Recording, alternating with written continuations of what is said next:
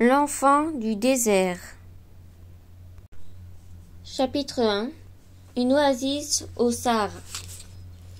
Le désert s'étendait à perte de vue tout autour de l'oasis de Kenazza. Rabat était né ici, dans cet îlot de verdure que la puissance de la vie et le travail des hommes avaient fait apparaître au milieu d'un océan de sable. Il aimait son village et ses basses maisons de briques de terre crue dont les minuscules fenêtres préservaient les foyers de l'impitoyable soleil et des regards indiscrets. Seul le grand Miraté se distinguait par sa verticalité et sa blancheur. La vie était organisée autour de lui, rythmée par le chant de muezzin qui, 5 fois par jour, appelait les habitants à la prière. Tous jardiniers, boulangers, cuisiniers, cordonniers et autres artisans cessaient alors leurs activités pour se recueillir dans l'éternel silence. Dans le foyer de Rabat vivaient ses parents, ses 5 frères et sa grand-mère. Certains disaient que celle-ci avait plus de 100 ans. Les doyennes avaient pris soin de leurs enfants. Maintenant, c'était à leurs enfants de prendre soin d'elles. Chacun trouvait sa place au sein de cette grande famille pour qui l'entraide et la chaleur humaine étaient les principales richesses. Ils partageaient les repas en cercle autour du même plat, assis sur des peaux de mouton couvrant la terre battue. Durant la saison la plus chaude, ils dormaient côte à côte sur la terrasse, dépliant leurs nattes à même le sol. Le village leur paraissait suspendu entre deux infinis. Le ciel était leur toit, leur espace était sans limite. Le père de Rabat était forgeron, poète et musicien. Avec le feu, il faisait chanter l'enclume. Il était capable de modeler les métaux, de fabriquer de nombreux outils utiles à la vie quotidienne. Après le repas du soir, il se retirait dans sa chambre et la douce musique de sa luth perçait alors la maisonnette. Sa mère, quant à elle, s'affairait avec les autres femmes aux tâches nécessaires à la satisfaction des besoins quotidiens de la famille, cultiver les céréales, aller chercher bouse et ramures sèches pour le feu, moudre le grain, coudre et laver les vêtements, préparer les repas dans le chaudron de cuivre d'où émanait une délicieuse odeur d'épices. Parfois, pendant les fêtes du village, animées par les tambours et les chants, la maman de Rabat quittait tout ce qui lui retenait ici-bas, s'envolait dans la danse, se laissait gagner par la transe et voyageait dans le monde des esprits. Quand ils n'étaient pas leurs parents et que la chaleur ne les contraignait pas à l'immobilité, Rabat et les autres enfants arpentaient le détail des ruelles de l'oasis à la recherche de petites trouvailles pour en faire de fabuleux jouets. Par la magie de leur imagination, une boîte de sardines bricolée avec 4 rondelles de bouchon devenait une petite voiture. Un vieux fil de fer tordu en forme de guidon faisait un vélo que tous se disputaient. Chaque année, l'espoir de la pluie était interminable.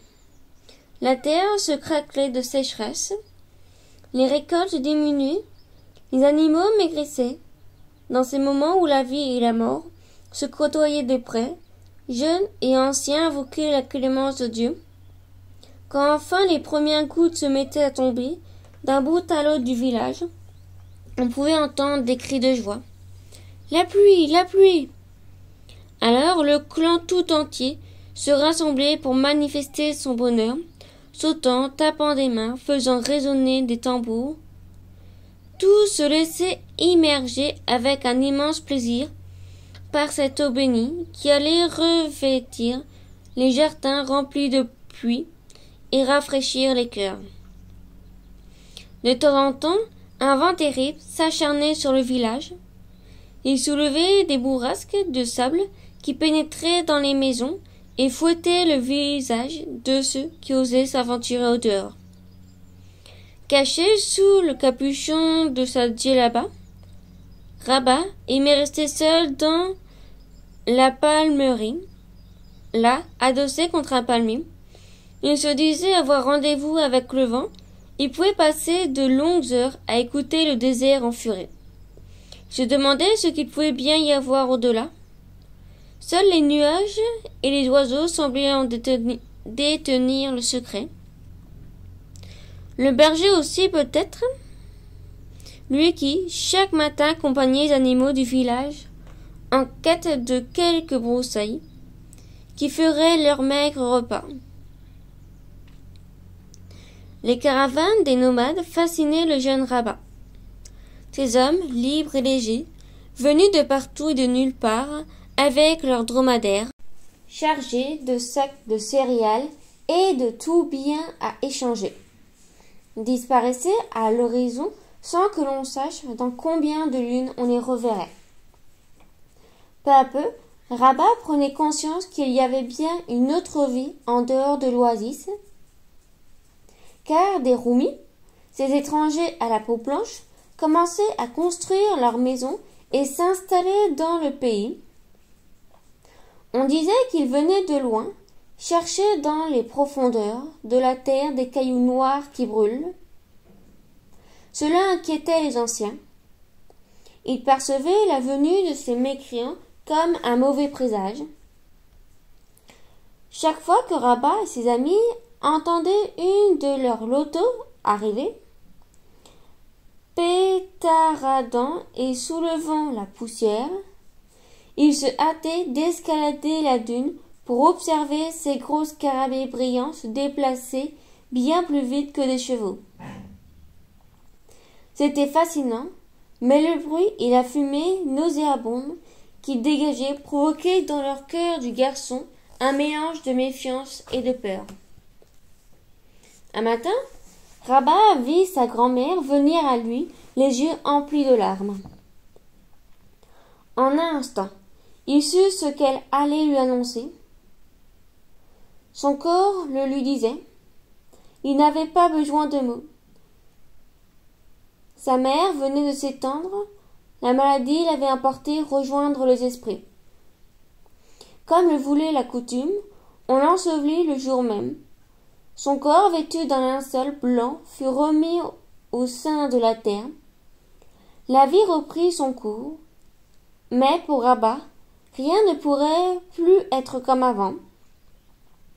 Son cœur était déchiré, privé de cette tendresse essentielle que rien ni personne ne pourrait jamais lui offrir. Chapitre 2. Le monde des Roumis.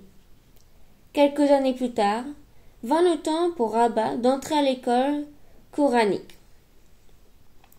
À l'ombre de la grande mosquée, il se joignit aux autres élèves qui, accroupis à même le sol, copiaient et répétaient en chœur les versets du Coran. C'était un travail difficile pour les enfants qui comprenaient mal la langue ancienne avec laquelle était rédigé le livre saint.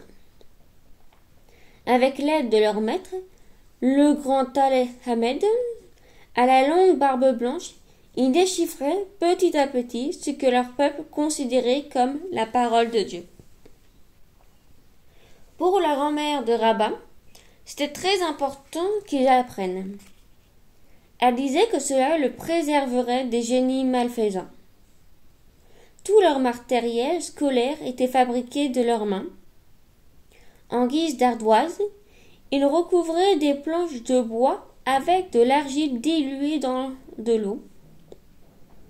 Ils utilisaient la graisse sécrétée par la laine des moutons pour faire de l'encre et tailler leurs plumes dans des rousseaux. À l'école, on leur apprenait aussi la non-violence, prônée par le fondateur de Kenatsa. Quand une dispute advenait, on la réglait en groupe en se référant à la sagesse d'un ancien, jusqu'à ce que la rancune cède la place à la bienveillance et au pardon. Mais, en ce temps-là, Le calme de l'oasis était troublé par les mines de charbon qui se multipliaient autour du village. Les Roumis promettaient une vie meilleure à ceux qui accepteraient de venir y travailler, extirpant des entrailles de la terre cette fameuse matière noire qui allait bouleverser le monde.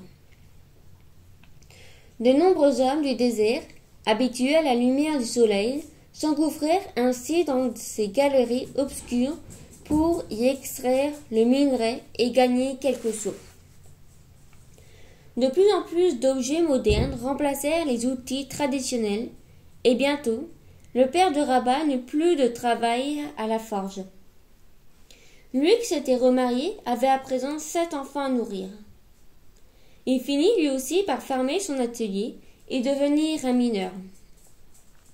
Habile mécanicien, il conduisit désormais le train qui transportait le charbon dans des petits wagons.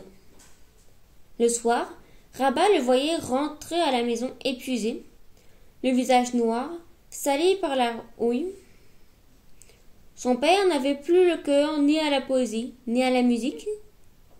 Sa vie venait de basculer dans un autre monde où il perdait sa dignité.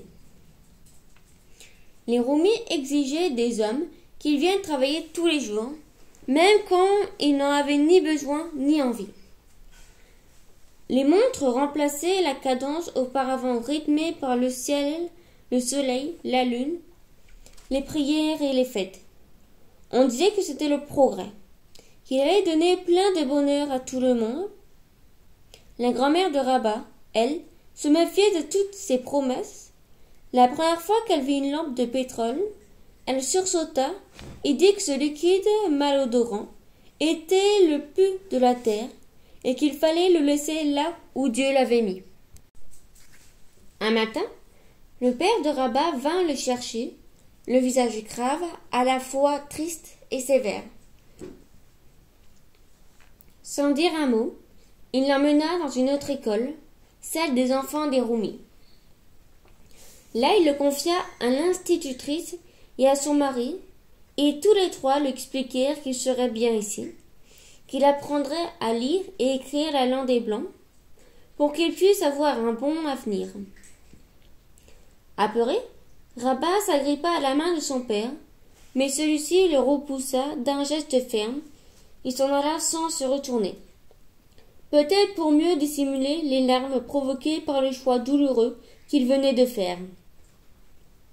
Rabat voulut le rattraper, mais 4 grandes mains blanches l'en empêchèrent avec tendresse. Tandis que les 2 étrangers face à lui se présentèrent délicatement comme ses nouveaux parents, le jeune garçon résigné sentit à nouveau déchirement lui fendre le cœur. Comme obnubilé par la propreté, sa nouvelle mère le frictionna de la tête aux pieds et changea ses vêtements traditionnels par une chemise blanche et un short à bretelles. Elle lui retira aussi ses amulettes protectrices contenant des versets du Coran, comme si c'étaient des objets sans importance. Sans l'avoir choisi, Rabat dut apprendre à se familiariser avec ce nouveau monde. Le mode de vie des Roumis lui paraissait si étrange. Les murs des maisons étaient si plats, les sols si propres, et que dire de toutes ces tables, ces chaises, ces lits qu'il n'avait jamais utilisés auparavant. Les années passent, et la gentillesse de ses nouveaux parents aidant Rabat fit par s'habituer à cette étrange vie. Pour les grandes vacances, il retournait dans sa famille d'origine, retrouvait sa djellaba, salle de laine, et racontait à ses petits amis d'enfance ses étonnantes découvertes. Il était monté dans un train qui se déplaçait plus vite que n'importe quel loto. Il avait vu un grand désert bleu et humide qu'on appelait la mer, et un certain Père Noël était venu du ciel pour lui apporter des cadeaux. Ces récits éveillèrent tantôt l'envie, tantôt la jalousie, et parfois des querelles éclatées. Dans la maison de son père, le climat était tendu, car sa grand-mère était très fâchée de voir que son petit-fils était élevé loin d'elle par des Roumis. Concilier ces 2 univers, souvent opposés, était difficile pour le petit rabbin. Dans l'un, Rodet indiquait que l'on avait bien mangé, dans l'autre, c'était très impoli. Chez les peuples du désert, avoir un corps mince et sec affichait la vertu de la frugalité. Chez les Européens, c'était souvent vu comme un signe de mauvaise santé. Les musulmans lui enseignaient que Dieu n'avait jamais eu d'enfant. Les chrétiens lui disaient que Jésus était son fils. Sans cesse tiraillé entre tradition et modernité, Rabat cherchait sa place. Il se sentait attristé et perdu que certains habitants de Canazza criaient sur son passage « Traître, traître !» comme s'il avait trahi son peuple et sa religion. Lui ne savait plus à quel peuple il appartenait. Chapitre 3. Le tourbillon de la ville. Lorsque Rabat eut 14 ans, il déménagea avec ses parents adoptifs dans la ville d'Oran, à plus de 700 kilomètres de son oasis natale. Bien loin des demeures de terre de Canazza, avec son état de ruelles étroites, il découvrit ici de grandes avenues bordées de maisons bien alignées, des vitrines illuminées et de nombreuses voitures circulant dans tous les sens. Les bâtiments étaient si hauts qu'ils lui donnaient le vertige. Les portes vitrées des magasins étaient si peu familières pour lui qu'il s'est cogné parfois.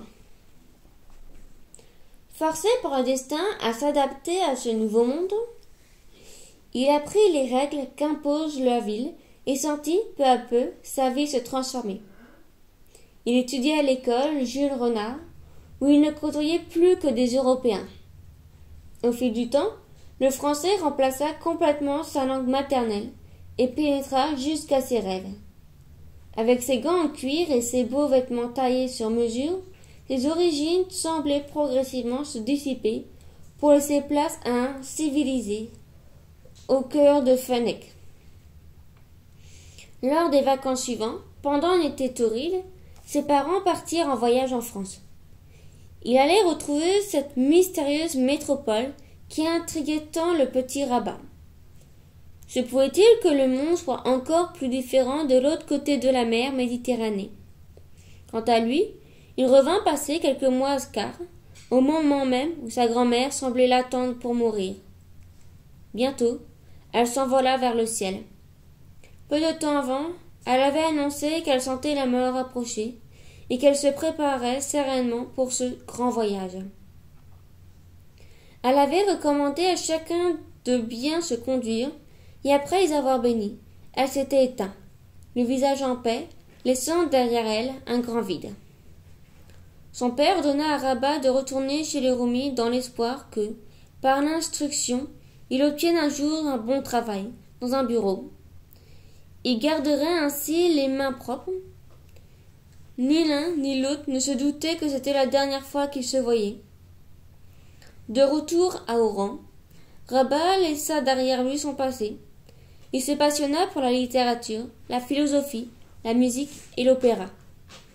Peu à peu, il s'intéressa également à la religion de ses nouveaux parents. Jusqu'ici, ils s'en étaient toujours maintenus éloignés. Peut-être parce que sa famille musulmane lui avait fait jurer de n'adorer qu'Allah, le dieu du désert. Mais la vie et le message de Jésus finirent par l'émouvoir profondément. Ce que disait ce prophète avec une grande insistance sur l'amour et la justice le touchait droit au cœur. Aimez même vos ennemis. Sans pouvoir se l'expliquer, le jeune adolescent était convaincu que l'amour est une force absolue, seule capable de concilier les opposés. Finalement, Rabat accepta d'être baptisé au sein de l'Église chrétienne. Il reçut le nouveau nom de Pierre. Cela confirma son appartenance au monde des Roumis et lui permet de retrouver, au fond de lui, un sentiment d'unité. Pendant ce temps-là, des conflits armés se multipliaient dans le pays, revendiquant l'indépendance. Des combattants algériens s'opposaient à l'armée française. Chaque jour, les journaux et la radio parlaient de nouveaux blessés ou tués. Pierre, que plus que jamais, se questionnait sur l'éternel face à face des religions, des races et des cultures. Pourquoi l'humain détruisait-il l'humain? Il n'y avait rien de plus absurde. Interpellé par les idées de Gandhi, qui avait consacré sa vie à la lutte contre les inégalités et la violence, Pierre pensait comme lui. Œil pour œil, dent pour dent, ne ferait jamais que des édentés et des aveugles. Un jour, Pierre se disputa si fort que son père adoptif que celui-ci le mit brutalement à la rue. Désormais exilé de ses deux familles, il se retrouva sans aucune attache ni aucune sécurité. Il fut contraint de prendre son destin en main. Ne sachant où dormir, il tenta de trouver l'hospitalité auprès de ses amis et connaissances. À sa grande surprise, aucune de ces personnes, qui prièrent pourtant à l'église chaque dimanche, ne lui ouvrit sa porte. Se sentant vulnérable, mais confiant en la vie, il erra dans les rues à la recherche d'un travail. Un marchand de bonbons accepta de l'héberger dans son arrière-boutique et Pierre finit par trouver un travail comme petit employé de banque. Derrière son guichet, il voyait défiler chaque jour toutes sortes de gens. D'humbles mères de famille venaient retirer quelques billets qu'elles rangeaient soigneusement au fond de leur petit porte-monnaie. Quand il était contraint de leur annoncer qu'il n'y avait plus d'argent sur leur compte, certaines le suppliaient désespérément. Mais lui, la mort dans l'âme, ne pouvait rien faire, il se devait passer au client suivant. Au-dessus, dans le bureau de monsieur le directeur, des hommes d'affaires richement vêtus venaient déposer ou retirer des sommes importantes et méritaient alors toute l'attention complaisante du personnel. Pour Pierre, ce petit monde de la banque était à l'image du grand monde où richesse et misère cohabitaient. Il y trouvait ces inégalités bien regrettables. Face au miroir, la cravate qu'il devait se passer autour du cou chaque matin lui apparut soudain comme un nœud coulant et une laisse. La civilisation avait-elle vraiment libéré l'homme comme elle le prétendait, ou l'avait-elle rendu esclave de l'argent? Se laissant aller à ses rêveries, Pierre se souvenait de son enfance dans l'oasis. En ce lieu, l'argent était rare et les gens, dès que l'essentiel était assuré, goûtaient au temps présent et manifestaient leur satisfaction par de multiples réjouissances. Chapitre 4. Un bateau pour la France. Un beau matin, Pierre décida de ne plus aller travailler. Ce métier n'était vraiment pas fait pour lui. Mais qu'allait-il devenir? La guerre d'Algérie prenait de l'ampleur. Les campagnes et les villes étaient secouées. Le travail se faisait rare. Alors, il rassembla ses petites économies et sur un coup de tête, il acheta un billet de bateau pour la France. Il allait enfin découvrir cette fameuse métropole dont ses parents adoptifs lui avaient tant parlé. Mais il partait vers l'inconnu, il était inquiet. De quoi allait-il vivre? Où allait-il dormir? Liberté, égalité, fraternité. Tandis qu'il traversait la Méditerranée à bord du Clémenceau, le regard perdu vers le grand large, la perspective de s'installer dans un pays édifié sur de telles valeurs lui réchauffait le cœur. La ville de Paris lui parut monstrueuse dans son intensité. Des rangées d'immeubles s'étendaient à perte de vue, telles de gigantesques falaises de briques. Pierre imaginait leurs habitants rangés dans des casiers, les uns au-dessus des autres, comme déracinés de la terre. Dans les rues, des foules pressées se croisaient, sans se parler ni se regarder. Chacun paraissait livré à lui-même, seul au milieu de tous. Pierre trouva assez rapidement une petite chambre à louer et un travail d'ouvrier dans une usine.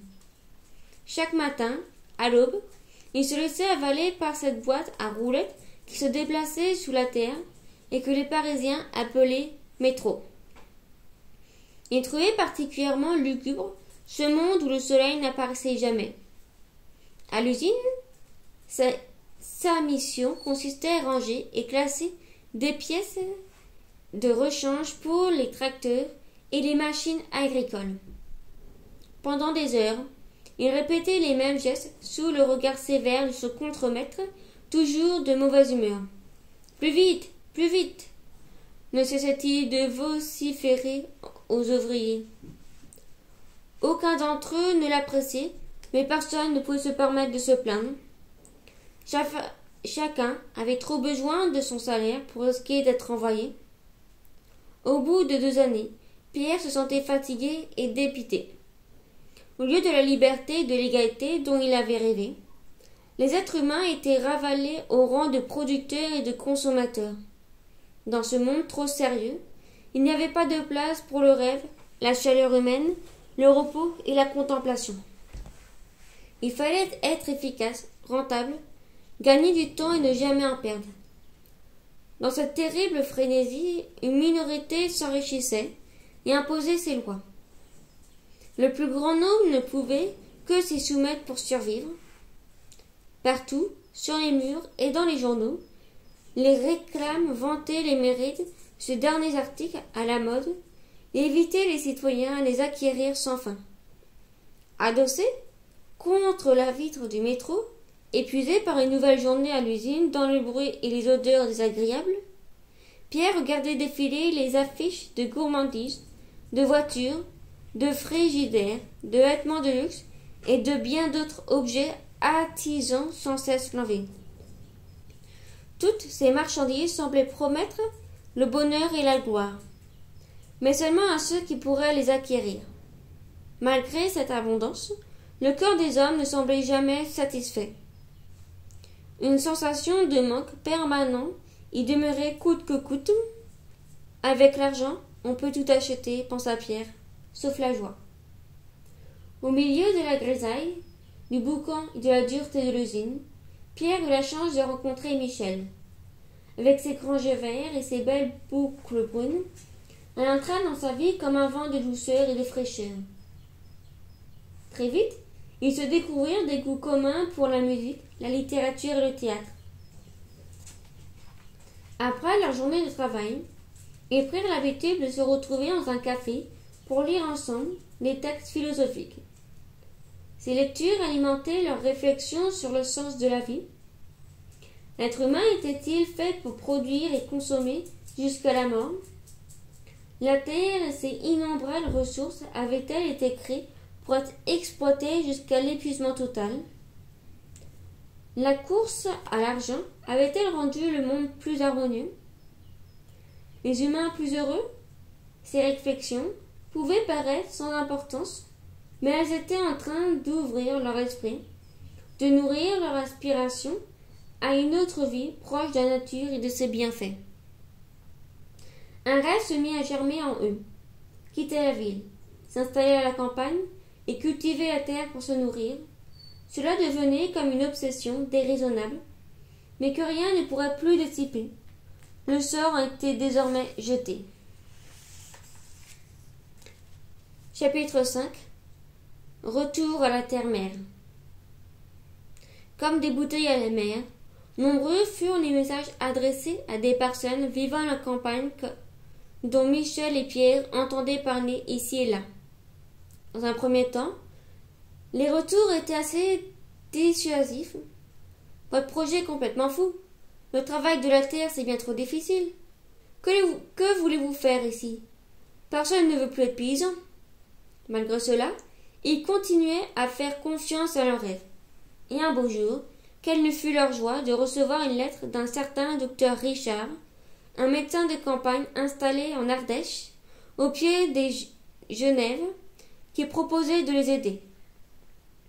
Quelques mois plus tard, Pierre et Michel se marièrent dans la petite église du village de Tins, perchée au milieu d'honorables châtaigniers, dans les montagnes Cévenols. Il eurent pour seul témoin la famille du docteur Richard. Cette cérémonie, tout simple, semblait bien inaugurer de l'avenir. L'Ardèche avait gagné leur cœur en premier coup d'œil. Avec sa terre rocailleuse et ses reliefs escarpés, c'était une région que beaucoup considéraient comme pauvre. Y vivre était une prouesse. Même les ânes peinaient à s'y déplacer sur les pentes escarpées. À force de courage, d'entraide et d'ingéniosité, les anciens avaient pu se façonner ce paysage pour survivre. Utilisant les pierres que la montagne offrait en abondance, ils avaient construit à la sueur de leur front et avec la détermination de leur cœur des kilomètres de murets pour soutenir le peu de terre nourricière. Le long de ces murets parcourus d'étonnants petits canaux pour acheminer l'eau, des bassins avaient été aménagés au cœur des jardins. Pendant des siècles, les habitants avaient été fondés leur survie sur la générosité du châtaignier, du seigle, de la chèvre et du mouton, mais aussi sur l'élevage du ver à soie, nourri du feuillage des mûriers. Depuis peu, la région était à l'abandon. Les journaux et la radio prônaient la croissance, le progrès, l'industrialisation et la consommation, et des centaines de jeunes quittaient les campagnes pour tenter leur chance en ville. La terre était délaissée, les paysans étaient traités de bouseux, de cultéreux, de moins que rien. Pourtant, se demanda Pierre, leur activité n'est-elle pas le plus essentiel de toutes? N'était-ce pas eux qui nourrissaient tous les autres? À ses yeux, comme à ceux de Michel, l'Ardèche était au contraire apparue comme un trésor inestimable, par sa beauté, son calme, son air pur, la possibilité de vivre libre, proche de la nature. Certes, c'était une terre rude et isolée, mais cela rappelait à Pierre son désert natal. Il aimait ces environnements sauvages qui imposent tant de respect et d'humilité.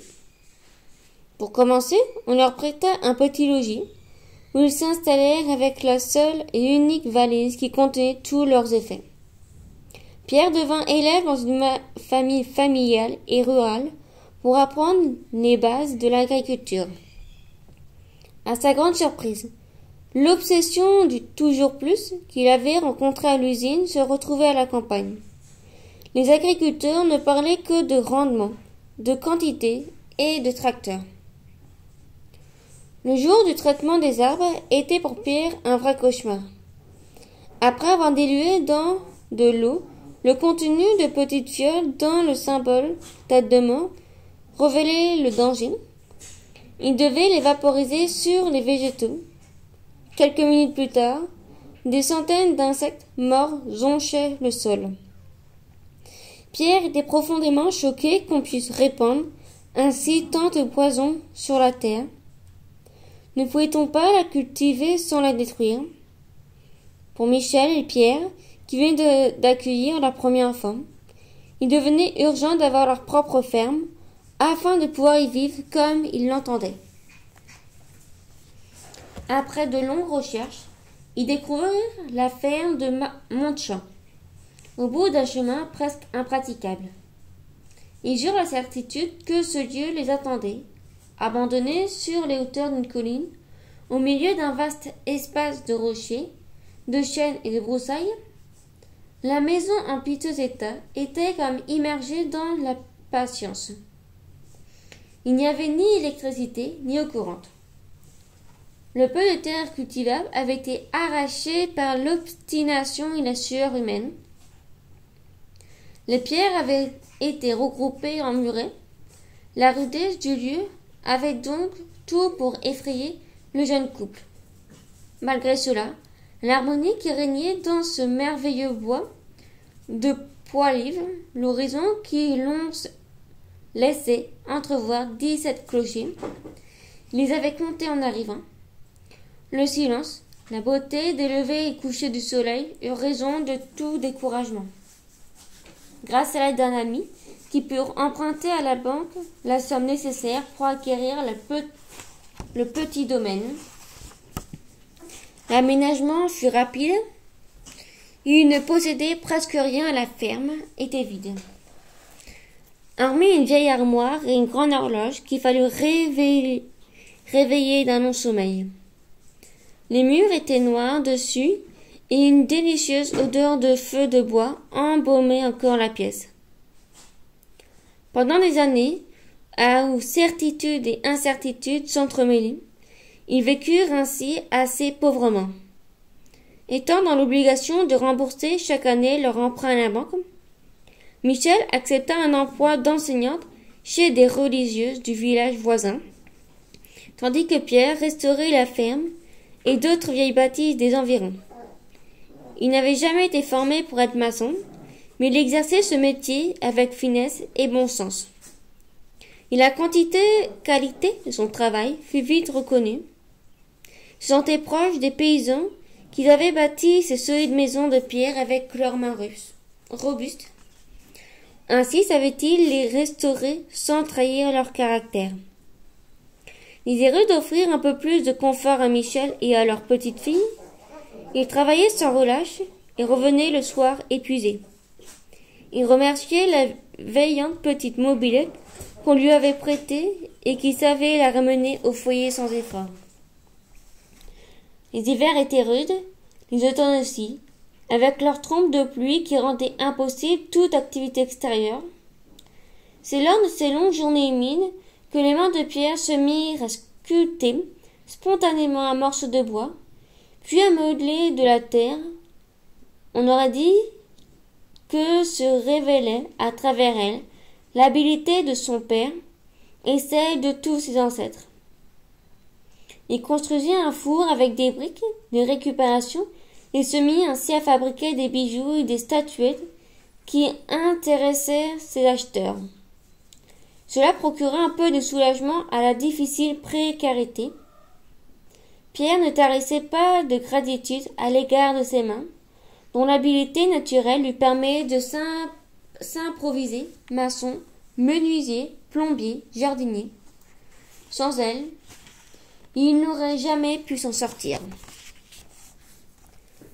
Leur chienne, Jo, contribua aussi à améliorer leur confort. Un jour plus difficile que d'autres, Pierre eut l'idée de parcourir le bois avec elle à la recherche de truffes, ces précieux champignons parfumés qui poussent sur les racines de certains arbres et que des marchands étaient prêts à payer un prix incroyable. D'instinct, Jo sut le guider jusqu'au très convoité diamant noir. Et bientôt, l'argent collecté avec ce cadeau de la nature permit de rembourser la dette due à la banque. De temps en temps, laissant la mélodie de son violon apaiser la fatigue et les soucis, Pierre observait et admirait Michel qui s'occupait de leur enfant. Désormais, au nombre de deux, il accomplissait les tâches quotidiennes avec très peu d'eau, à la lueur de la bougie ou de la lampe à pétrole, sans jamais se plaindre. Ils se sentaient tous deux unis dans un même courage, avançant coûte que coûte sur le chemin de leur étrange destinée. Les mois passaient dans une succession d'espoir et de désespoir. Ce n'était pas toujours facile, mais un bonheur simple habitait leur cœur. Chapitre 6. Des chèvres et un jardin. Quand un troisième enfant vint agrandir la famille, Michel arrêta de travailler à l'extérieur et se demanda comment créer un petit revenu en restant à la ferme. Il n'y avait pas assez d'eau ni de terre assez fertile pour espérer obtenir rapidement des récoltes. Alors, ils eurent l'idée de constituer un troupeau de chèvres. Le bois environnant ces étonnants rochers sculptés par le temps, ces sentiers escarpés, serait un environnement sculpté par le temps et les sentiers escarpés seraient un environnement parfait pour elles. Une première bête, offerte par des amis, leur permit d'apprendre à traiter et à soigner ce genre d'animal. Puis Pierre ramena de Bourgogne un bouc et d'autres femelles. Une voisine paysanne leur enseigna comment faire le fromage, et bientôt, Michel commença l'activité de fromagère avec quelques seaux et cuvettes au milieu de la cuisine. Chaque jour, elle emmenait les chèvres se nourrir dans les bois portant d'une main son dernier enfant dans un couffin, de l'autre quelques travaux de couture à terminer. Pour gagner du temps, elle les laissait parfois vagabonder seule dans la nature, au risque de devoir les chercher bien longtemps pour les ramener à la chèvrerie.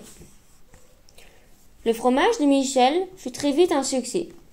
Grâce à son savoir-faire et à la bonne alimentation des chèvres, c'était un vrai délice. Les clients venaient à la ferme pour en acheter, et Pierre se rendait chaque samedi au marché. Leur troupeau atteignit 30 chèvres et jamais ils ne voulurent en avoir plus. Il était bien conscient que des chèvres trop nombreuses sont dangereuses pour la nature. Il suffisait de voir comment 2 ou 3 d'entre elles pouvaient s'attaquer à de petits arbres et les anéantir en peu de temps. Et puis 30 chèvres, c'était déjà beaucoup de travail, et suffisant pour gagner l'argent dont ils avaient besoin pour vivre. De son côté, Pierre se consacra au jardin. Il commença sur une petite parcelle qu'il agrandit au fil des années. Là, il enleva les cailloux, comme les anciens l'avaient fait avant lui, pour dégager de petites surfaces de terre. Parce qu'il ne voulait pas produire de la nourriture en détruisant la nature, il décida de faire autrement. Tant pis si les agriculteurs voisins se moquaient de lui, il jurait qu'il ne récolterait jamais rien. Et Dr Richard, lui, l'encourageait dans sa démarche. En tant que médecin, il était le meilleur témoin des dégâts provoqués par les produits chimiques sur la terre de ses patients, dont beaucoup étaient paysans. Certains avaient attrapé des maladies de peau, d'autres des infections aux yeux et aux poumons. Quelques-uns même en étaient morts. Il offrit à son ami un livre intitulé « La fécondité de la terre » d'un scientifique allemand dénommé Pieffé. Pour Pierre, ce fut une révélation qui lui permit d'ouvrir les yeux sur l'intelligence de la vie. La terre y était décrite comme un véritable être vivant qui avait besoin d'être lui-même bien nourri pour donner de bons fruits et de bons légumes. Par ses lectures et en observant la nature, Pierre découvrit qu'aucun élément n'était isolé des autres. L'humus et les microbes nourrissaient la terre, qui nourrit les plantes, qui nourrissaient les animaux, qui eux-mêmes rejetaient par leurs crottes et leurs bouses des minéraux dans le sol. Tout est relié et c'est ainsi que la vie se perpétue depuis les origines. Même la lune et les étoiles ont une influence sur les cultures. Et l'humain est inclus dans cette grande roue de la vie, puisque lui-même se nourrit des végétaux et des animaux. Si la terre est empoisonnée, alors comment s'étonner que l'homme tombe malade? Pierre décida de reproduire les processus naturels pour rendre la terre de sa ferme plus fertile qu'elle ne l'était. Il récupéra le fumier des chèvres avec la paille répandue dans la chèvrerie où elles dormaient. Il le mélangea avec tous les déchets végétaux produits par la ferme, des branchages aux épluchures de légumes issus de leur repas. Il rassembla le tout en un gros tas et humidifia avec de l'eau, ce qui le fut naturellement chauffé et fermenté. Avec sa fourche, il le retourna de temps en temps afin de bien mélanger les matières, et au bout de quelques mois, il découvrit qu'elle s'était transformée en une belle terre noire, dont l'odeur faisait penser à celle de la forêt après la pluie. Il avait réalisé son premier compost. Les légumes qui poussaient sur la terre ainsi nourrie avaient eux-mêmes un parfum et un goût incomparables, et leur effet sur la santé était des plus bénéfiques. Dès lors, Pierre ne cessa d'améliorer cette méthode qui lui procurait de quoi enrichir le sol sans aucun apport chimique. Sa terre lui offrait des récoltes de plus en plus abondantes avec de moins en moins d'eau. Elle devenait aussi plus vivante. Des vers de terre se multipliaient, contribuant à l'aérer et à la nourrir, pour qu'elle puisse mieux nourrir à son tour. Pierre fut envahi par une joie intense en voyant la vie se déployer dans sa terre. Il planta de nombreux arbres fruitiers, là où auparavant il n'y avait qu'un vaste terrain nu, sec et dur comme la roche. Il agrandit la surface de ses jardins et se mit à produire tout ce qu'il pouvait pour répondre aux besoins de sa famille. Au fil de ses expériences, il découvrit qu'il était important de ne pas retourner trop profondément à terre afin de ne pas bouleverser son équilibre. Il s'aperçut également que certaines plantes cultivées côte à côte se renforçaient et se protégeaient mutuellement contre les attaques de certains insectes. Enfin, il décida de ne jamais cultiver 2 années de suite la même chose au même endroit, car chaque végétal apportait et prélevait dans le sol des nutriments différents. Ainsi, la terre du monde champ, au lieu de s'appauvrir, deviendrait de plus en plus généreuse. Il sentit naître en lui un amour infini pour cette terre-mère à laquelle nous devons tous la vie. La moindre petite graine le fascinait. Pourquoi germait-elle? Comment l'une pouvait-elle devenir tomate et l'autre courgette ou concombre?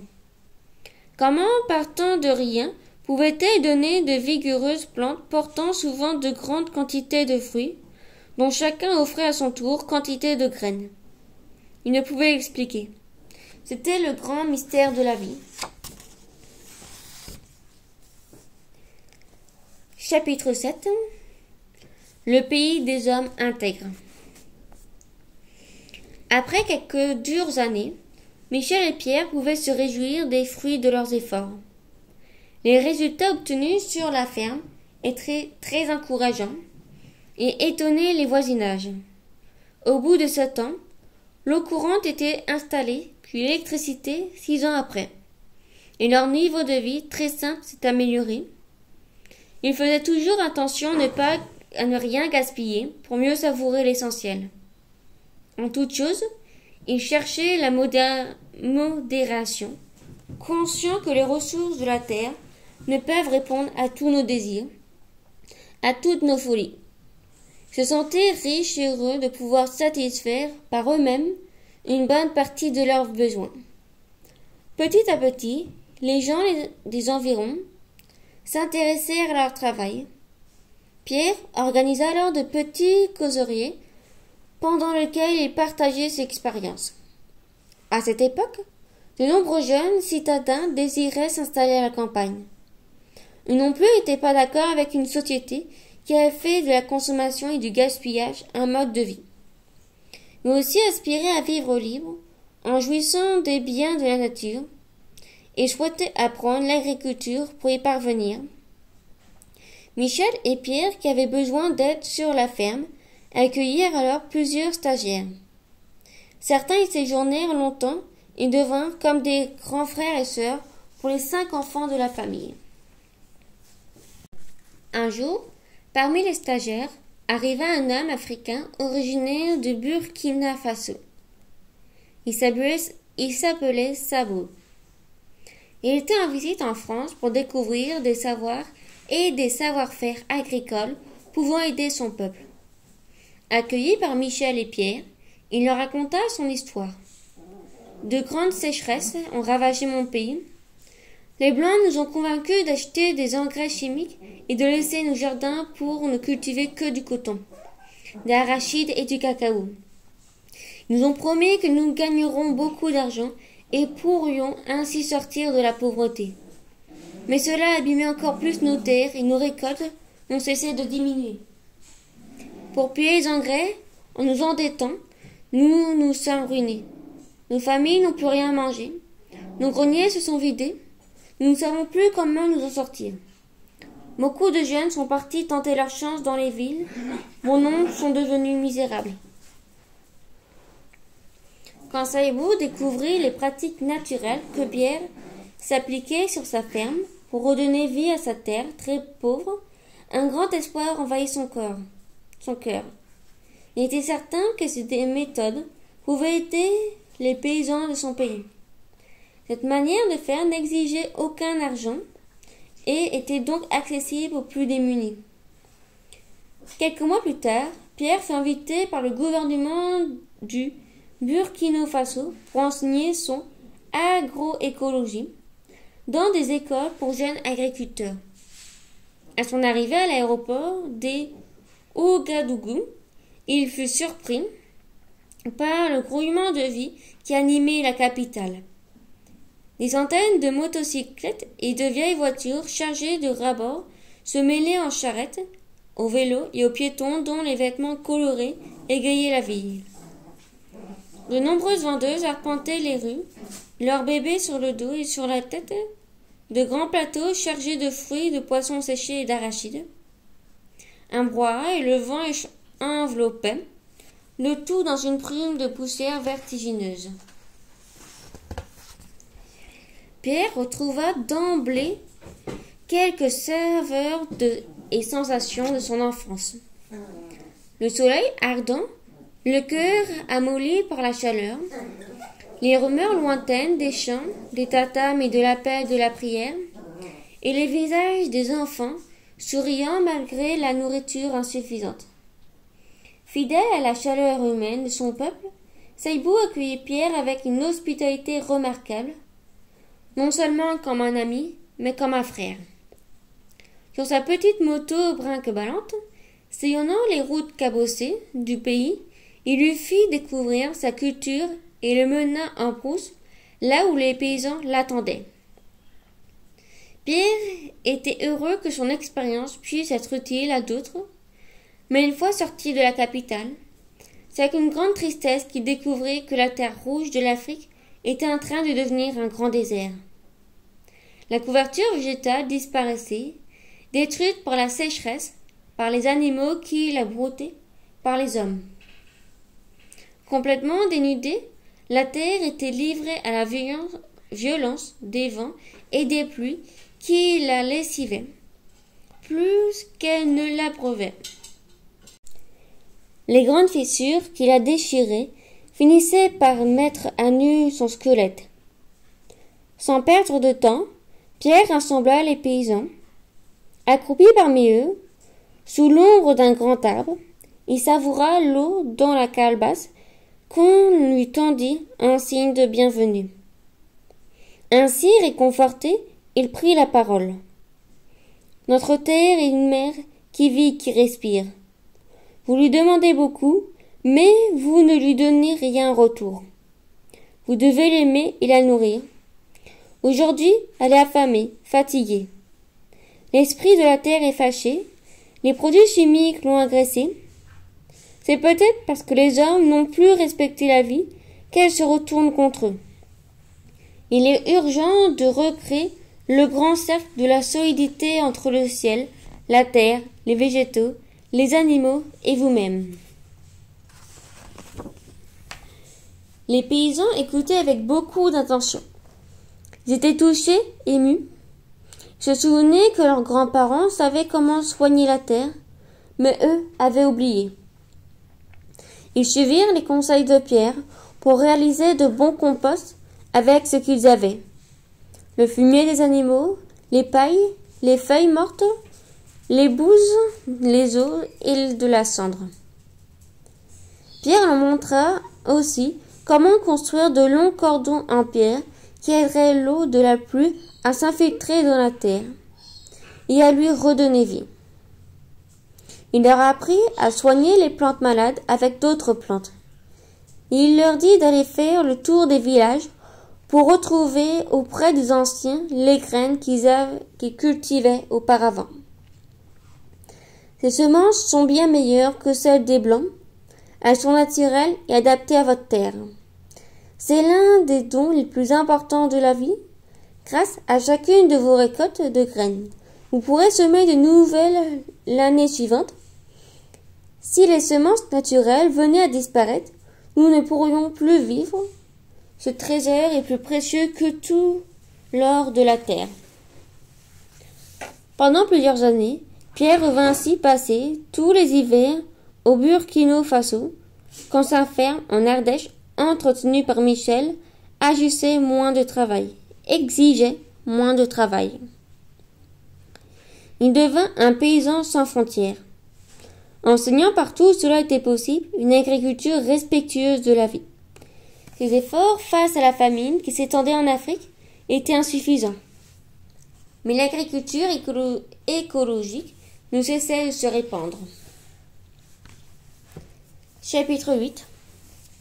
Redonner vie au désert. À Mancham, la vie suivait un cours tranquille, animée par les chèvres et les travaux de plantation. La terre poursuivait sa lente transformation vers toujours plus de vie. Les abeilles, les papillons et les oiseaux étaient de plus en plus nombreux. Les arbres grandissaient. Les enfants s'y sentaient heureux. Quand leur père rentrait d'Afrique, ils célébraient leurs retrouvailles en musique, mêlant la mélodie du violon à celle du piano, de la guitare et du tambour. Michel accueillait de temps en temps des classes entières à la ferme. Cela permettait à d'autres enfants de s'approcher de la terre-mère, dont ils étaient très éloignés.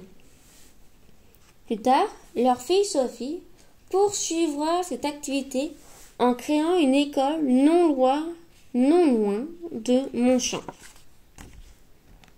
Un matin, les cadeaux du ciel arrivant souvent quand on ne les attend plus. Un certain Maurice se présenta à Montchamp pour rencontrer Pierre. Avec ses cheveux ébouriffés et sa grosse moustache, Maurice Freux était un personnage surprenant. Révolté lui aussi par les injustices qui sévissaient sur la planète, il avait créé avec des amis une petite compagnie aérienne, le Point Mulhouse. Il voulait aider les pays les plus pauvres et les plus reculés à entrer en relation avec le reste du monde.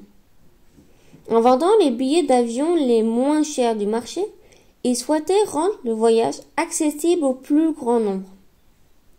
À l'extrême nord-est de Burkina Faso, dans un petit village appelé Gorom Gorom, il avait fait construire un hôtel en plein désert, et ses avions permettaient d'amener des touristes jusqu'à Ouagadougou, la capitale. Il espérait que l'argent était ainsi gagné aiderait la population à mieux vivre. Mais hélas, au lieu de cela, le campement était devenu un lieu de luxe et de fête au sein de la misère environnante. Cette confrontation provoqua beaucoup de critiques parfois violentes. Face à cette situation désastreuse, et s'appuyant sur leur solide amitié et leur confiance mutuelle, Maurice et Pierre décidèrent de transformer le campement hôtelier de Gorom Gorom en un centre de formation à l'agroécologie, tout en lui conservant son rôle de lieu d'accueil. Et c'est ainsi que pendant 4 ans, plusieurs centaines de paysans, hommes et femmes, de toutes les régions du pays, représentants d'associations et de groupements, vinrent s'initier à l'agriculture naturelle sous la responsabilité de Pierre. Un jour, un vieux Touareg prit la parole au nom du groupe en disant « Ce que nous avons appris ici est bon. En rentrant dans nos villages, nous le dirons à nos parents et nos épouses et nos voisins et à nos enfants. » De retour chez eux, les paysans et même les anciens nomades ne tardaient pas à mettre en pratique ce qu'ils avaient appris. Leur expérience montrait l'exemple. Rapidement, leurs champs revendissaient, leurs récoltes devenaient abondantes et leur assuraient des jours tranquilles. En ce temps-là, le président du pays s'appelait Thomas Sankara. Il avait entendu parler de ce petit homme venu de France qui enseignait aux paysans une manière de travailler qui rendait la terre plus fertile sans dépenser d'argent pour les engrais. Il apporta son soutien à Pierre. Il lui proposa même de réformer toute l'agriculture de Burkina Faso. Malheureusement, le président fut bientôt assassiné et remplacé. Ce fut une grande tristesse et une grande déception pour Pierre. Cependant, tous les élèves qu'il avait formés ne comptaient pas en rester là. Bientôt, ils enseignèrent eux-mêmes l'agroécologie à des centaines d'autres paysans. C'est ainsi que doucement, mais sûrement, l'agroécologie se répandit à travers toute l'Afrique de l'Ouest. De paysan en paysan, de village en village, La certitude qu'il était possible de redonner vie au désert fut portée par les vents et toucha le cœur des hommes et des femmes de bon vouloir. Dans de nombreuses régions de Burkina Faso, mais aussi de Mali, du Sénégal, du Togo, du Niger, les jardins se multipliaient, les semences anciennes reprenaient leur place dans les champs, l'alimentation des familles se diversifiait, la malnutrition des enfants diminuait et disparaissait même parfois. En France, des personnes se réunirent pour soutenir Pierre dans ses actions. Ils créèrent d'abord la petite association des Amis de Pierre Rabhi, qui grossit et devint plus tard Terre et Humanisme. Des centaines de stagiaires et bénévoles y furent accueillis pour acquérir les bases du jardinage écologique et réfléchir à une autre méthode de société. De nouvelles formations furent proposées pour aider les paysans dans d'autres régions du monde. En Tunisie, au Maroc, en Palestine ou ailleurs. Pour Pierre et ses compagnons, la faim dans le monde ne devait pas être considérée comme une fatalité. Elle est la fille de l'égoïsme des hommes. La planète est immensément riche et pourrait nourrir l'ensemble de l'humanité. Mais les humains ont fait de l'argent la valeur suprême et s'entretuent pour cela. Ils semblent même fiers de leur invention meurtrière. Les paysans des pays pauvres en argent, mais riches en convivialité, en sont les premières victimes. Quelques grosses entreprises internationales exploitent leurs ressources, déboisent leurs forêts, pompent les réserves de pétrole de leur sous-sol, s'accaparent leurs sources d'eau et leurs mines de diamants. On ne leur laisse que quelques miettes du gâteau. Et, souvent, revenaient à l'esprit de Pierre les sages paroles d'un chef indien. Quand le dernier arbre aura été abattu, quand la dernière rivière aura été empoisonnée, quand le dernier poisson aura été pêché, alors les hommes sauront que l'argent ne se mange pas. Chapitre 9. La simplicité heureuse. L'état du monde, les famines, les guerres, les pollutions, les souffrances, les rivalités et les compétitions laissent Pierre perplexe. Comment d'une planète paradis étions-nous parvenus à créer un tel enfer? Pourquoi avions-nous perfectionné l'art de tuer et de détruire plutôt que de dédier notre intelligence, toutes nos capacités et tous nos moyens au service de la vie? L'humanité serait-elle la plus grosse catastrophe naturelle que la Terre ait endurée?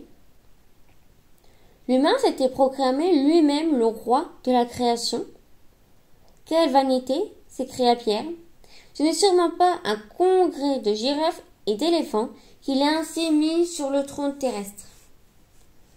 Pourtant, où il passait, Pierre partageait son expérience et son regard sur la vie.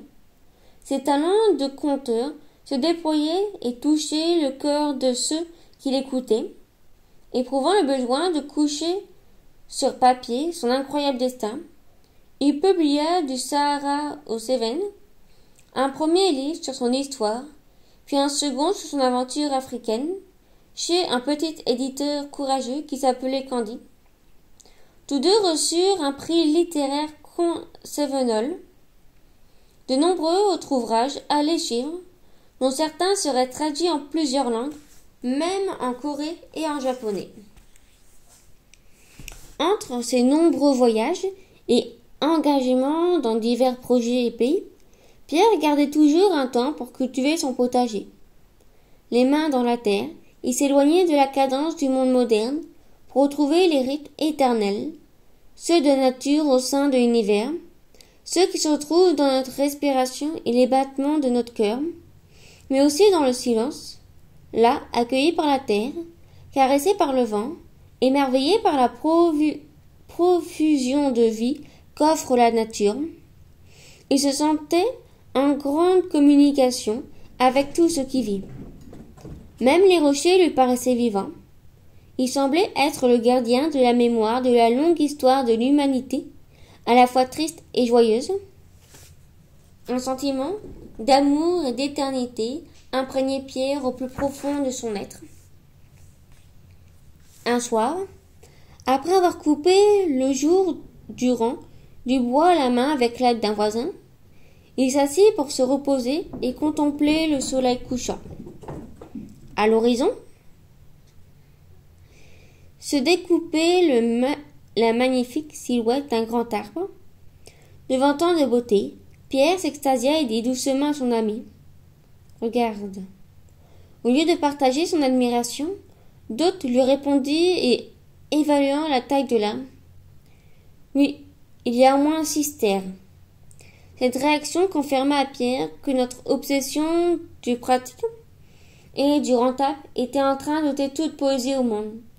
Il devenait évident pour lui que notre monde ne pourra jamais changer si l'homme ne se changeait pas d'abord. En voulant tout posséder, l'humain rompt l'équilibre de la vie, se dit-il encore. Un lion mange une antilope parce qu'il a faim. Mais il n'a pas de banque ni entrepôt d'antilopes. Les animaux ne prélèvent à la terre que ce qui leur est nécessaire pour survivre. Inlassablement, il poursuivait sa réflexion et son engagement. Il encouragea en France la création de villages écologiques et solidaires, qu'il appela, peut-être en souvenir de son enfance, des oasis en tout lieu. Car même au sein des maisons débordantes d'objets et de superflus, au plein cœur de nos pays dits développés et de la foule des villes, il existait bel et bien des desserts de solitude. Dans cet univers, l'abondance des plaisirs ne donnait pas la joie pure, plus précieuse que tout. Pierre voyait l'itinéraire des humains dans le monde moderne comme un enfermement perpétuel. Ne passaient-ils pas toute leur vie dans des boîtes, étudiant dans des lycées appelés bahuts, travaillant dans de grandes ou de petites boîtes, s'amusant en boîte, se déplaçant dans leurs caisses et finissant dans une dernière et ultime boîte? Pour Pierre, la liberté, ce n'était pas cela. Je ne crois pas à la puissance des comptes en banque, expliquait-il dans les conférences où il était de plus en plus fréquemment invité. La vraie puissance, c'est la capacité des humains à se contenter de peu et à créer de la joie en vivant simplement, dans le respect de toutes les formes de vie. Au fil des ans, son message toucha de plus en plus de monde. Urbains, ruraux, pauvres, riches, noirs, blonds, tous se reconnaissent dans cette quête et de sang, d'harmonie et de bonheur. Chapitre 10. Faire sa part. Entre deux voyages, formation ou conférence, assis dans le train ou dans l'avion, Pierre se demandait pourquoi l'humanité était arrivée sur la Terre. Dans ses rêveries, il imaginait la planète comme une magnifique oasis de vie perdue au sein d'un immense désert intersidéral, seulement peuplé d'étoiles. Après cette fête si belle, illuminée par un soleil ardent, parée de ses forêts et de ses océans, de ses fleurs, de ses animaux, de ses couleurs et de ses senteurs, peut-être a-t-elle fait venir l'être humain pour en être admiré, pour qu'il prenne soin d'elle, comme elle prend soin de lui, en lui offrant tout ce dont il a besoin, songeait-il. Quelle que soit notre couleur de peau, nous étions tous unis sur le même vaisseau. Les idées, les religions, les rivalités, la cupidité avaient divisé les hommes et partout sur la planète se déployait la violence et se perfectionnaient les armes pour la servir le mieux possible. Il était urgent de cesser de nous entretuer et de donner à notre terre un nouveau cap. Urgent de sortir de la surconsommation et de vivre dans une véritable sobriété heureuse. Urgent que chaque communauté humaine réponde à ses propres besoins alimentaires et redevienne autonome. Urgent que chacun de nous change au plus profond de lui-même, apaise ses peurs et ses souffrances, respecte la différence, développe l'entraide avec son voisin et prenne soin du petit bout de terre sur lequel il vit. Pour encourager ses auditeurs dans cette démarche, Pierre racontait souvent cette légende amérindienne qu'il aimait tout particulièrement. Un jour, dit la légende, il eut un immense incendie dans la forêt. Tous les animaux étaient terrifiés et ne savaient que faire. De son côté, un tout petit colibri, grand comme un oiseau-mouche, s'activait.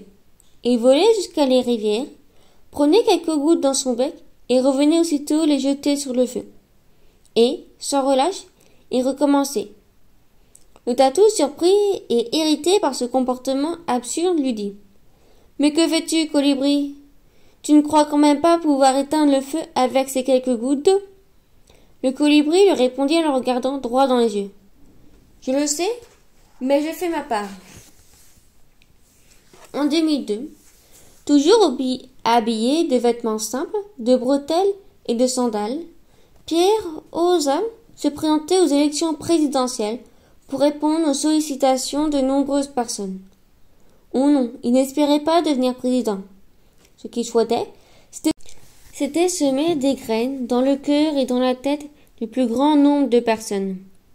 Les inciter à élever leur conscience, à témoigner qu'il est possible de coopérer avec la vie et d'inventer une autre manière d'habiter la terre. Il donna des conférences dans toutes les régions de France.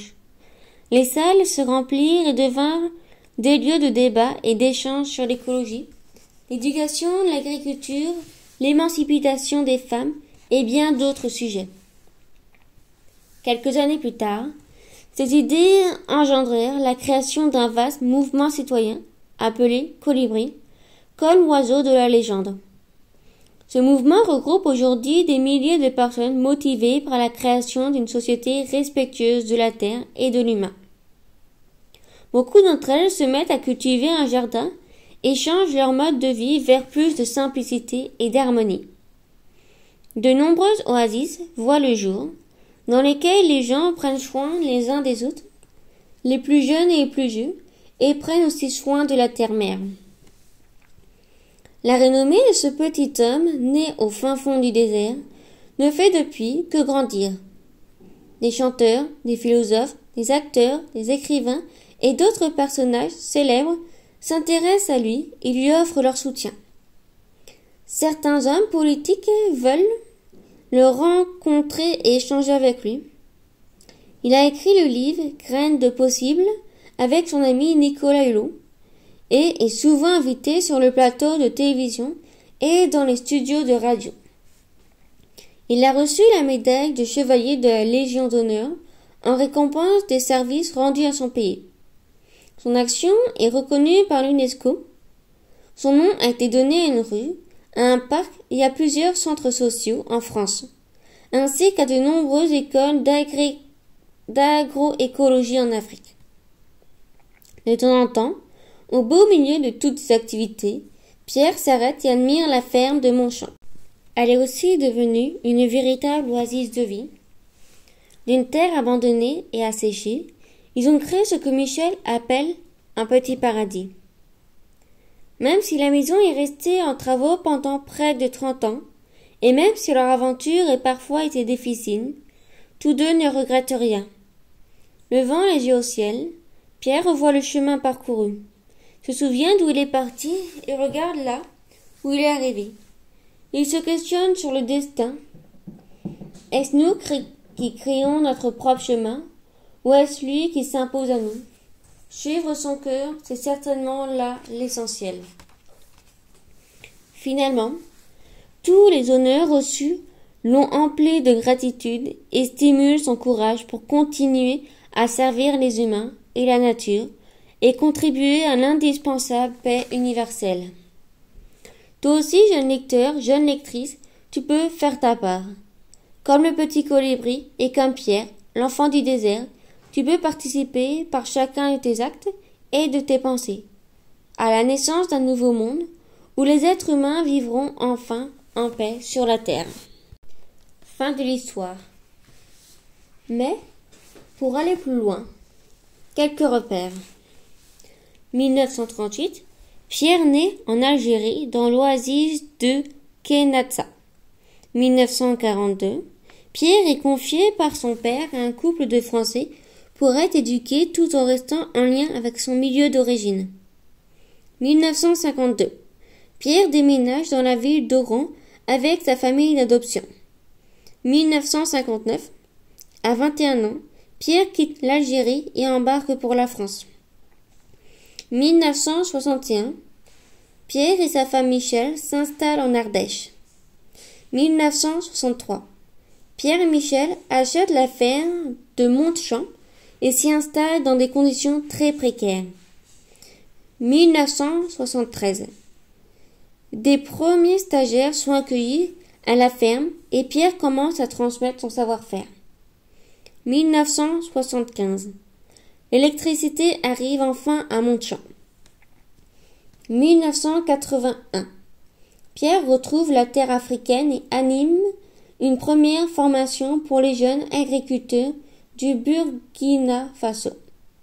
1983, Pierre écrit son premier livre, Du Sahara aux Gémens. 1984, Maurice Freud vient à la rencontre de Pierre. Ensemble, ils font du campement hôtelier de Gorom Gorom, le premier centre africain de formation à l'agroécologie. 1994. En France, des personnes se réunissent pour soutenir Pierre dans le développement de ses actions et créent l'association Les Amis de Pierre Rabhi. 1995. Pierre est de plus en plus sollicité pour des conférences et des formations. Il est reconnu par l'ONU, expert pour la sécurité alimentaire des populations et la lutte contre la désertification. 1999. Les Amis de Pierre Rabhi devient l'association Terre et Humanisme. 2002. Pierre se présente aux élections présidentielles et transmet son message partout en France. 2003. Sophie, la fille de Pierre, crée avec plusieurs partenaires des hameaux, des buis, une oasis de vie proche de Montchamp aujourd'hui. Elle regroupe une vingtaine de logements écologiques, une école alternative de près de 80 élèves, une ferme et un centre de formation. 2003. Le mouvement Colibri est créé, regroupement de dizaines d'associations et des milliers de citoyens désireux de faire leur part dans la création d'un monde respectueux de la terre et de l'humanité. Pour mieux comprendre, l'islam. L'islam est une religion apparue en Arabie au 7e siècle.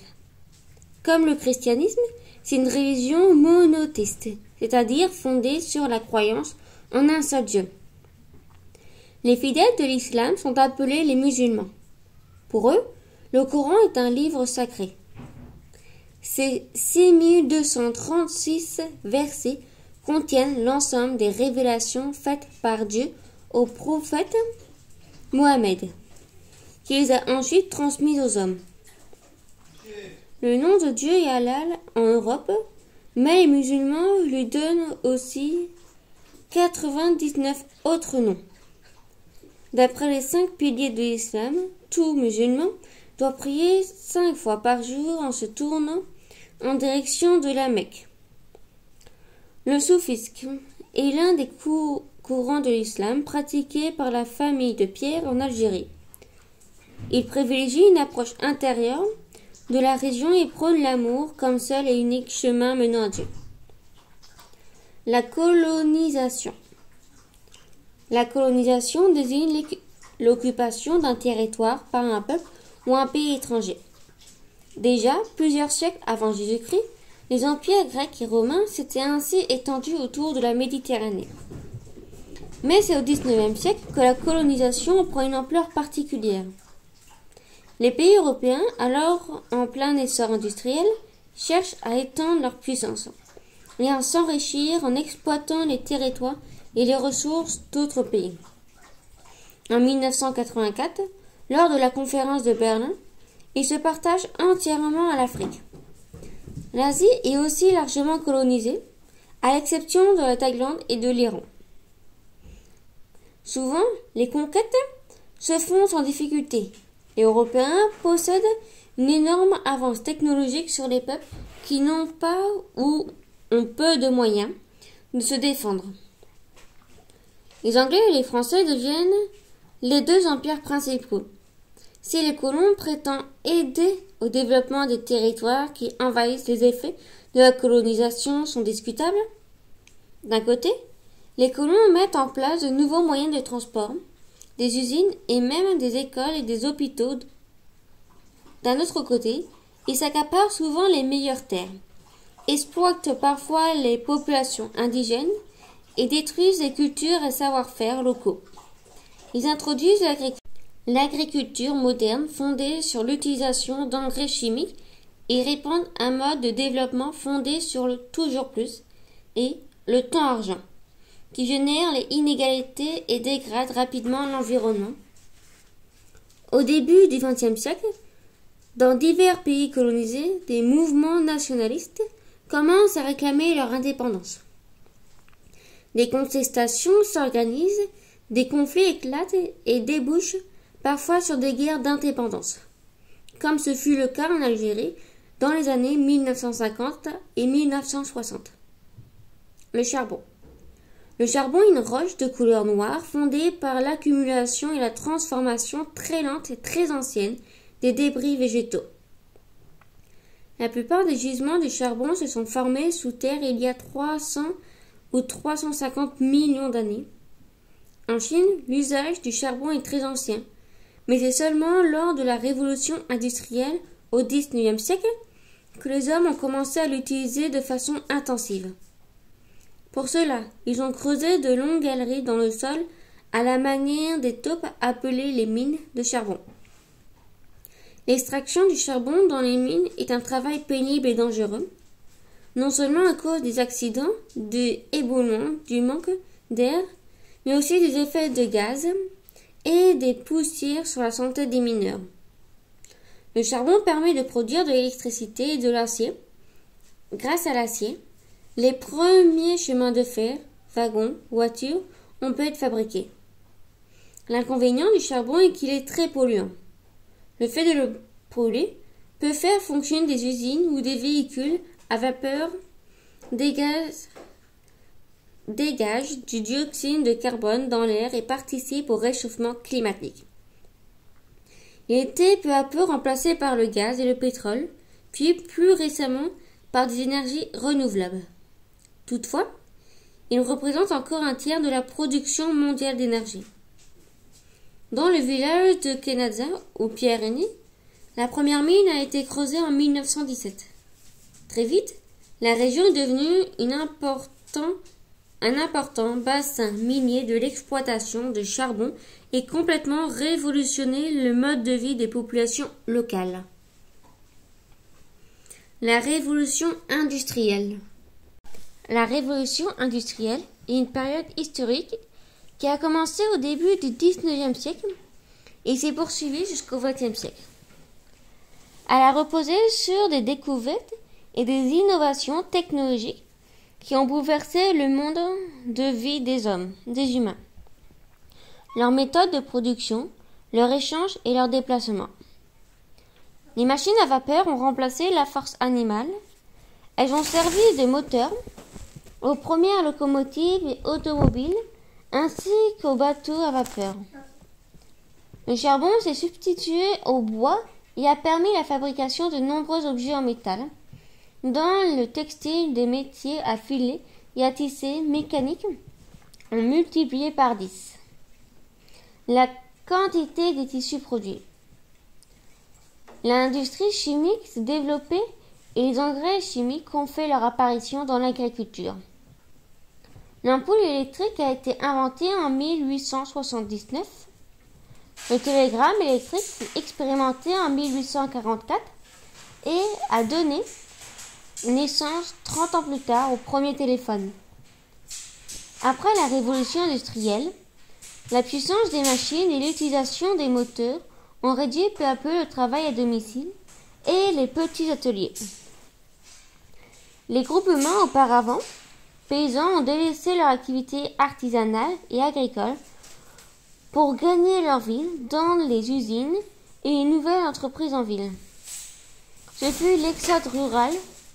Pour Pierre Rabhi, la révolution industrielle n'a pas été un réel progrès sur tous les plans. Elle représente une rupture entre l'homme et la nature, dont les ressources ont été pillées de manière excessive pour répondre aux besoins des industries. De plus, le confort et des biens matériels qu'elle a générés n'ont bénéficié qu'à une minorité de la population mondiale et n'ont pas permis à l'humanité de progresser vers davantage de paix et de joie. L'agroécologie. L'agroécologie est une pratique agricole permettant de produire une alimentation de qualité tout en préservant et en régénérant l'environnement naturel. Elle entend redonner vie à des écosystèmes harmonieux en rendant la terre plus fertile, en luttant contre la désertification, en préservant la biodiversité et en optimisant l'usage de l'eau. Elle s'apparente à l'agriculture biologique mais va plus loin. Pour Pierre Rabhi, l'agroécologie est aussi un modèle de société et un art de vivre qui remplace l'être humain et son intelligence au service de la vie. Selon lui, la paix dans le monde ne pourra advenir que si les hommes et les femmes au nord et au sud accèdent à l'autonomie alimentaire et se réconcilient avec la nature. Gandhi. Gandhi est un homme politique, est un guide spirituel indien, engagé pour l'indépendance de son pays face à la colonisation anglaise. Il encouragea son peuple à reprendre ses droits de manière non violente et à sortir de toutes sortes de discriminations. Il se positionna pour que les droits des femmes soient reconnus et qu'il n'y ait plus de caste supérieure ou inférieure. Il incita les fermiers et les travailleurs pauvres à protester contre les taxes trop élevées et leur demandait le gouvernement anglais, notamment la taxe du sel, qui revendiquait l'autonomie économique de son pays et appelait chacun à vivre simplement et à fabriquer ses propres vêtements de manière artisanale pour ne pas donner davantage de pouvoir aux usines et à ceux qui les dirigeaient. Il fut emprisonné plusieurs fois en Inde et en Afrique du Sud pour ses actions. Il fut assassiné en 1948. Il est aujourd'hui reconnu dans le monde entier comme Mahatma, qui signifie grand âme. Le message et les actions de Gandhi ont été une grande source d'inspiration pour Pierre. Vivre simplement pour que simplement d'autres puissent vivre. Être le changement que nous souhaitons pour le monde font partie des valeurs centrales prônées par les deux hommes. Thomas Sankara. De 1983 à 1996, Thomas Sankara fut le président de la République de la Haute-Volta, à qui il donna le nom africain de Burkina Faso, au pays des hommes intègres. À la manière de Gandhi, il s'engagea pour l'émancipation de son pays, la fin de la tutelle française et la lutte contre la corruption des dirigeants, et prit parti pour les plus faibles, encouragea l'économie locale, l'autosuffisance alimentaire et la production textile nationale. Il offrit son soutien à Pierre Rabhi et décida de faire de l'agroécologie une politique nationale. Il abolit le travail obligatoire qui frappait les petits paysans et interdit l'excision, une mutilation sexuelle des femmes et la polygamie, le fait pour un homme d'avoir plusieurs épouses. Il fut assassiné en 1987 lors d'un coup d'État. Aujourd'hui encore, il est perçu comme un héros de la jeunesse africaine. Quelques définitions. Amérindiens. Ce sont les premiers habitants de l'Amérique, présents avant l'arrivée des Européens à partir de la fin du XVe siècle. Amulette. C'est un objet réputé magique que l'on porte sur soi pour attirer le bonheur et la chance, éloigner les maladies ou les mauvais sorts. Calebasse. Grand fruit de la famille des potirons qui est utilisé une fois sec comme récipient pour de l'eau et des céréales. Cévenol. C'est l'objectif qui est relatif aux Cévennes, région naturelle située dans le sud de la France. Compost. C'est une terre organique très riche produite par l'homme par la décomposition des matières végétales. Contremaître. C'est celui qui dirige et supervise le travail d'autres employés dans les usines, sur les chantiers et dans les ateliers. Coran. C'est le livre sacré de l'islam pour les musulmans. Jalaba. C'est une sorte de robe très ample à capuchon portée par les hommes en Afrique du Nord. Famine. C'est une situation dans laquelle la population d'une région donnée manque de nourriture. Ouïe. C'est le nom donné à une sorte de charbon. Humus. C'est la couche supérieure du sol, créée naturellement par la décomposition de la matière organique, feuilles, herbes, champignons, principalement par l'action des animaux et des bactéries du sol. Xar. En Afrique du Nord, c'est le nom donné à certains villages, généralement situés au pied des montagnes. Linceul. C'est un tissu dans lequel on entoure les morts avant de les enterrer. Luth. C'est un instrument musical à cordes pincées ressemblant à une guitare en forme de demi-poids avec un manche. Malnutrition. C'est une maladie causée par une mauvaise alimentation. Dans les pays pauvres, elle est le plus souvent provoquée par un manque de nourriture. Mécréant. C'est une personne qui n'adhère à aucune religion. Minaret. C'est le tour de la mosquée. Dans la région musulmane, les lieux où les gens se rassemblent pour prier et étudier le Coran sont appelés des mosquées. Muezzin. C'est l'homme religieux qui appelle 5 fois par jour, du haut du minaret, les habitants à la prière. Nutriments. Ce sont des composants alimentaires contenus dans les aliments ou dans le sol nécessaires aux êtres vivants pour leur développement et leur croissance. Rumi. C'est le nom donné par les musulmans aux chrétiens et, plus généralement, aux Européens. Semence. C'est le nom que l'on donne aux graines destinées à être semées. Ster. C'est le terme utilisé pour mesurer un volume de bois coupé. Il correspond à un cube de 1 mètre sur 1 mètre sur 1 mètre. Tiers-monde. C'est le nom donné aux pays pauvres ou dits en voie de développement. Trans. Dans différentes religions, lors de la cérémonie, on dit que les personnes entrent en transe quand leur esprit est transporté hors de leur corps, dans un état où elles peuvent voir le monde invisible et communiquer avec les esprits. Verset. C'est un paragraphe d'un chapitre d'un texte religieux comme la Bible ou le Coran. Fin du livre.